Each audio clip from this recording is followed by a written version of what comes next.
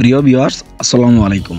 বাংলাদেশে ক্রিকেটারদের মারতে এসেছে বাংলাদেশের ক্রিকেট প্রেমী দর্শকরা। এই ঘটনার সত্যতা কতটুকু জানতে ভিডিওটি শেষ পর্যন্ত দেখুন। আজ পর্যন্ত বাংলাদেশ দল যতটি টি-20 বিশ্বকাপ আসরে অংশ নিয়েছেন তার মাঝে সবচেয়ে বেশি ভালো করেছেন এবারের আসরে। বাংলাদেশের ক্রিকেটাররা আছে বলেই আমরা বাংলাদেশের ক্রিকেটকে নিয়ে গর্ব করতে পারি। তারা যদি না থাকতো তাহলে হয়তো আমাদের দেশের ক্রিকেট আস্তে আস্তে বিলীন হয়ে যেত। তবে এখানে প্রশ্ন হচ্ছে, বাংলাদেশের প্লেয়াররা কেন খারাপ খেলে, যা লাখো কোটি ক্রিকেট প্রেমী দর্শকের মনের আক্ষেপ।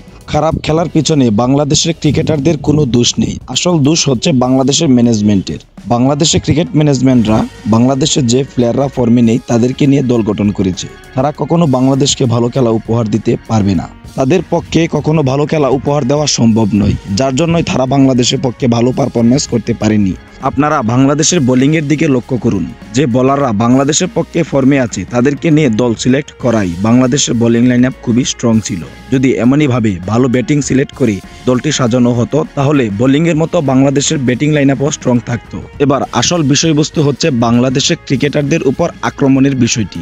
নেট দুনিয়ায় যে ভিডিওটি বাংলাদেশ ক্রিকেটারদের উপর আক্রমণ নিয়ে বানানো হয়েছে এটি আসলে একটি মিথ্যা ভানুয়াট ভিডিও। এই ভিডিওর কোনো সত্যতা নেই। সুপ্রিয় দর্শক, এটি নিয়ে আপনারা ঘাবড়াবেন না।